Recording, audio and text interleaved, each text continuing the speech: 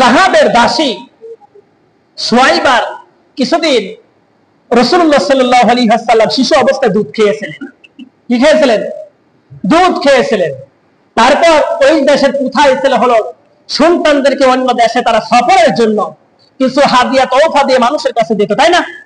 মক্কায় মানুষের আমি একবার মেন কথা বলতেছি, মক্কায় সবাই সন্তান নিতে আইছে, ছেলে সন্তান নিতে আইছে, শিশু বাচ্চাদেরকে নিতে আইছে, ওই সাথে তার মা বাবারা কিছু হাদিয়া দিবে। আমার সন্তানকে 1 বছর 2 বছর রাখলে আমি হাদিয়া তো টাকা দিলাম, এটা নিয়ে লালন পালন করে আবার 2 বছর পর দিয়ে যায়, আবার যদি তার সাথে কন্টাক্ট ভালো হয় আবার নিয়ে যায়।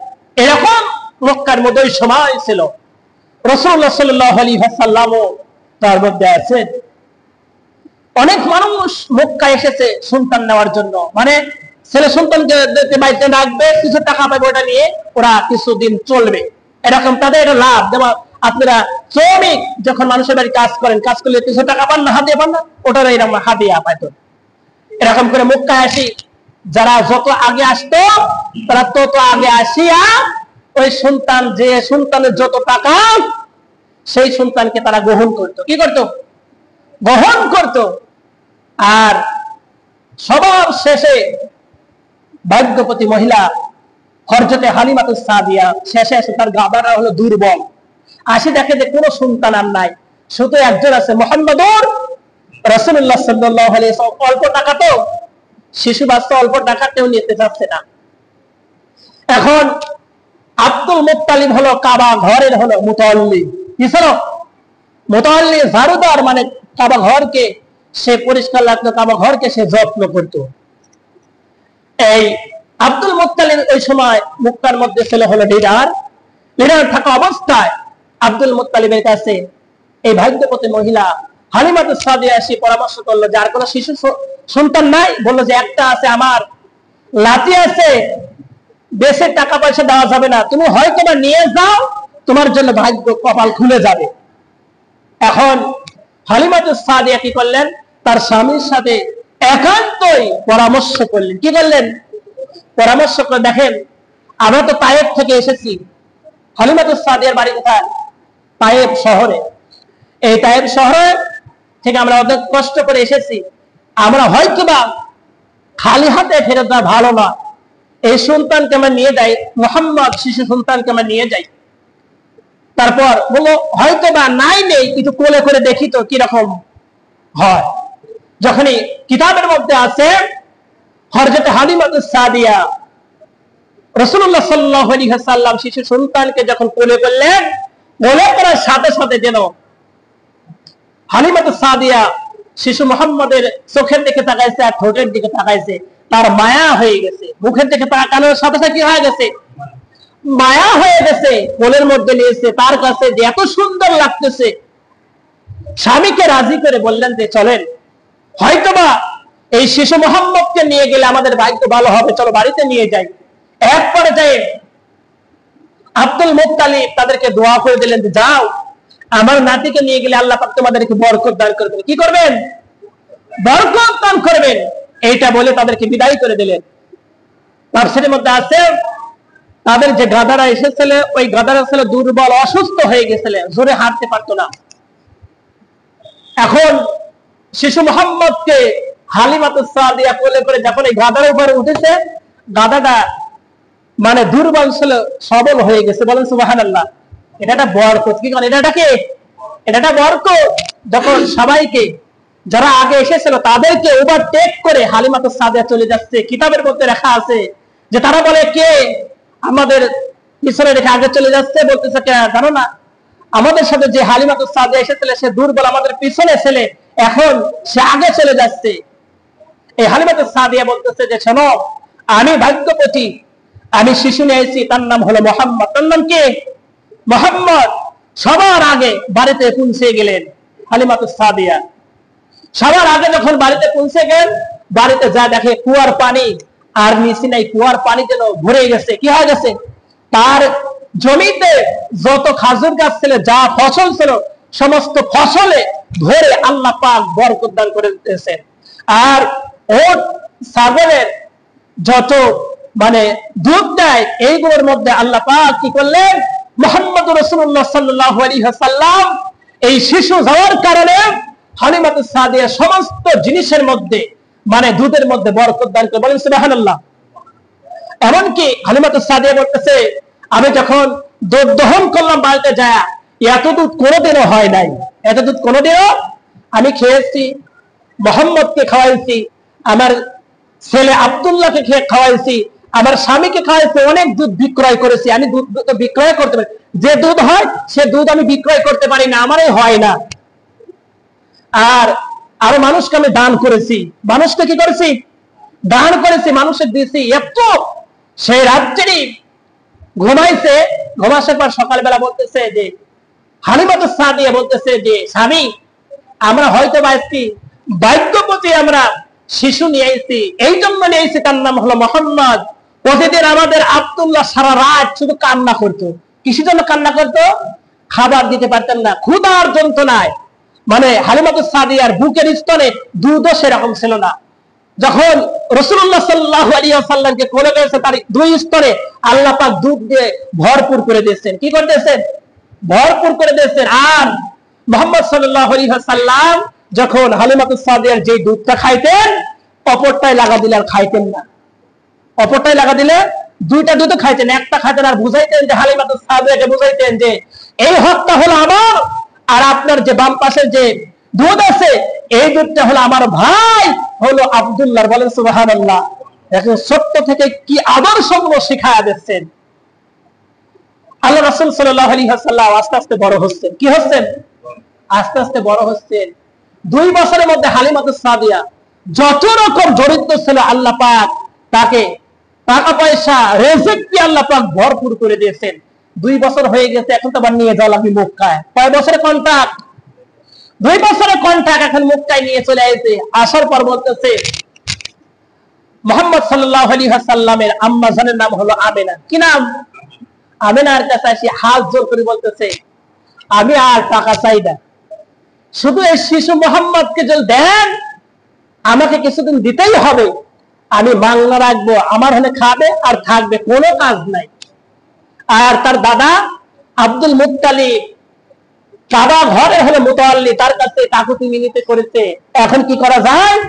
শ্বশুর আর তার বেটা পরামর্শ করে বললো যে আর কিছুদিন রাখো, আর কিছুদিন রাখো। রাখার পর যখন হাঁটা শিখলেন, হাঁটা শেখার পর আব্দুল্লাহ মাঠে যায়, ছাগল রাখে, তার বোনরা ছাগল রাখে, খেলা করে। এক একটা মুহাম্মদ সাল্লাল্লাহু আলাইহি ওয়াসাল্লাম বাড়িতে তাকে হালিমার কাছে। এমন পর্যায়ে আব্দুল্লাহ বলল যে ভাই একই সাথে চলো যাই মাঠে, যে খেলাধুলা করবো, খেলাধুলা করে আবার আসবো আমরা বাড়িতে। এমন পর্যায়ে আমি না এই হালিমাতুস সাদিয়া বললে যে না, মুহাম্মদ সাল্লাল্লাহু আলাইহি ওয়াসাল্লামকে তুমি কি কোনো কাজের জন্য পাঠানো হবে না। বলল যে না মা, আমি মোহাম্মদ বলতেছি, আমি শুধু ভাইদের সাথে খেলাধুলা করবো মাঠে, এই জন্য আমি যাব। তারপর এক পর্যায়ে তাকে যাইতে দেয়। মাঠের মধ্যে খেলা করতে করতে একদিন হঠাৎ করে 2জন সুন্দর যুবক আসে, সুন্দর পোশাক পরে আসিয়া মুহাম্মদ সাল্লাল্লাহু আলাইহি ওয়াসাল্লামকে শোয়াইছেন। শিশু অবস্থায় শোয়াইছেন। শোয়ানো অবস্থায় তার যখন বুকটা তাফসীরের মধ্যে এসে ফাড়িছে, ফাড়ার পর আর যারা ছিল, তার ভাইরা ছিল, তার বোনরা ছিল থাকা, এটা দেখার পর তারা ভয় করে বাড়িতে মায়ের কাছে চলে এসেছে। কার কাছে? হালিমাতুস সাদিয়ার কাছে সবকিছু বলেছে। বলার পর হালিমাতুস সাদিয়া তাড়াতাড়ি বাড়ি থেকে চলে আইছে। আসে দেখে যে মুহাম্মদ সাল্লাল্লাহু আলাইহি ওয়াসাল্লাম ওই মরুভূমি পান করে কাঁপতেছে দাঁড়িয়ে, আর কেউ না, একা একা দাঁড়িয়ে কাঁপতেছে। সবকিছু শুনলেন। শোনার পর বললেন যে শোনো মুহাম্মদ, আর তোমাকে আমার বাড়িতে রাখবো না, আর নিরাপত্তা আমি দিতে পারবো না। মক্কায় চলে আসলে। কোথায়? হালিমাতুস সাদিয়া সংক্ষিপ্ত মেন কথা বলতেছি, অনেক কথা। মক্কায় চলে আসতেছে হালিমাতুস সাদিয়া। মুহাম্মদ সাল্লাল্লাহু আলাইহি ওয়াসাল্লাম 4 থেকে 5 বছর বয়স, ওই সময় নিয়ে চলে আসতেছে মক্কায়।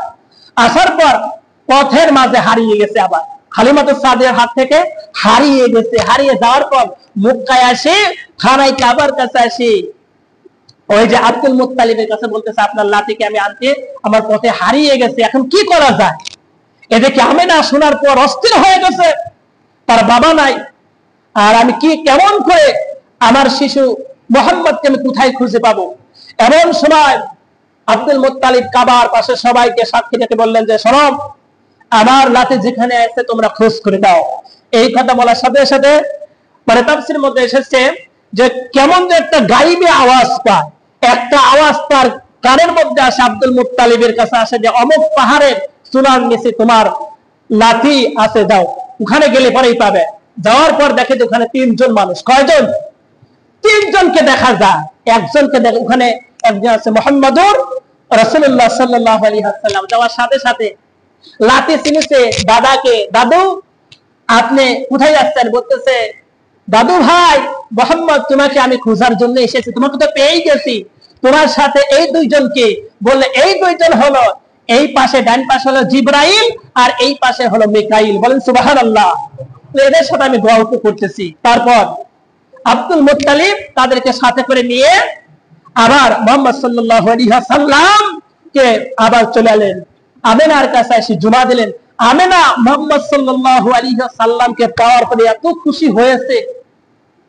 আমেনা একটা দুঃখ তার যে আমার স্বামী থাকলে পরে কত খুশি হতো, আব্দুল্লাহ কত খুশি হতো, এইটা বলতেছে আর চিন্তা করতেছে। এমন পর্যায়ে মোহাম্মদকে, শিশু মোহাম্মদকে নিয়ে কিছুদিন ভালোই চলতেছে। 5 বছর কালে তার কিছু বেশি হবে বয়স মুহাম্মদ সাল্লাল্লাহু আলাইহি ওয়াসাল্লাম। এমন সময় আমেনা একটা স্বপ্ন দেখে। মক্কায় কি দেখে? স্বপ্ন দেখেন না আপনি? স্বপ্নের সময় কি চলান, গাড়ি চালাচ্ছেন অথবা এক জায়গায় গেছেন, এরকম স্বপ্ন দেখেন না? আমেনা স্বপ্ন দেখতেছে হলো স্বামী আব্দুল্লাহ স্বপ্ন দেখতেছে মদিনায় এসে মারা গেছে, মদিনায় তার কবর। এমন পর্যায়ে আমেনা তার শ্বশুর আব্বার কাছে পরামর্শ নিয়ে বলল, আব্বা আমি এই স্বপ্ন দেখেছি, আমি একটু আপনার বেটা আব্দুল্লাহ কবরটা জিয়ারত করতে চাই আর বাড়িতে একটু যাবে আসতে চাই। এই কথা যখন বললেন, আব্দুল মুত্তালিব বলল যে দাও, আমি তোমাকে অনুমতি দিলাম। তার সাথে আইমানকে দিলেন। কি দিলেন? দাসী আইমান। আরো কিছু লোক দিলেন, ঘোড়া দিলেন, উট দিলেন, আরো যাওয়া আসার যা কিছু প্রয়োজন খাবারে সেগুলো দিয়ে দিলেন। দিয়ে দেওয়ার পর মদিনায় ওই জায়গায় ছিল হলো প্রথম অবস্থায় ছিল ইয়াসরিব। রাসূল যখন হিজরত করেন তারপর হয়েছিল মদিনা। কি কাজ? তারপর মদিনা হয়েছে। ওই ইয়াসরিবে গেলেন। ইয়াসরিবে যা ভালোই আনন্দ। স্বামীর কবরের কাছে যা কান্না করতেছে, আমেনা কান্না করতেছে, মুহাম্মদ রাসূলুল্লাহ সাল্লাল্লাহু আলাইহি ওয়াসাল্লামও বাবার জন্য কান্না করতেছে। এমন পর্যায়ে ওখানে 1 মাস থাকলেন। তাফসীরের মধ্যে আছে 1 মাস থাকলেন। আমেনা 1 মাস থাকলেন, তার দাসীরা আর সাথে যারা ছিল তারা 1 মাস থাকলেন। মুহাম্মদ সাল্লাল্লাহু আলাইহি ওয়াসাল্লাম 1 মাস থাকলেন। 1 মাস থাকার পর আবার মদিনার দিকে বাবার কাছ থেকে মদিনা থেকে মক্কায় আবার রওনা করলেন। পথের মধ্যে আমেনা অসুস্থ হয়ে যায়। ওই সময় তাফসীরের মধ্যে এসেছে যে মুহাম্মদ সাল্লাল্লাহু আলাইহি ওয়াসাল্লামের বয়স হলো 6 বছর। কয় বছর? রাস্তার মাঝে এসে অসুস্থ হয়ে যায়। একটা তাবু টানানোর পর আমেনার কেমনে শরীর খারাপ, অসুস্থ কারণে আবওয়া নামক জায়গায় কেমনে শরীর খারাপ যখন হয়ে যায়, খারাপ হয়ে যাওয়ার পর মুহাম্মদ সাল্লাল্লাহু আলাইহি ওয়াসাল্লামকে আমেনা কোলে নিয়ে বারবার চুমু খায় আর বলে, বেটা আমি আর মনে হয় মক্কায় যাইতে পারবো না। সমস্ত সবাইকে দাসীদেরকে বুঝায় দিলেন যে খবরদার মুহাম্মদ সাল্লাল্লাহু আলাইহি ওয়াসাল্লাম আমার কলিজার টুকরার সাথে খবরদার তোমরা বেয়াদবি করো না। তার দাদার কাছে তোমরা নিজ দায়িত্বে পৌঁছায় দিও, আমি আর থাকবো না, আমি দুনিয়া থেকে বিদায় হয়ে চলে যাব। একবারে শেষ কথা তাফসীরের মধ্যে এসেছে। ওখানে আমেনা দুনিয়া থেকে বিদায় হয়ে চলে যায়। মুহাম্মদ সাল্লাল্লাহু আলাইহি ওয়াসাল্লাম সহ তার দাসীরা সহ ওখানে কবর, আমেনাকে কবর দিয়ে আবার মক্কায় চলে যায়। কোথায় চলে যায়? মক্কায় চলে যায়।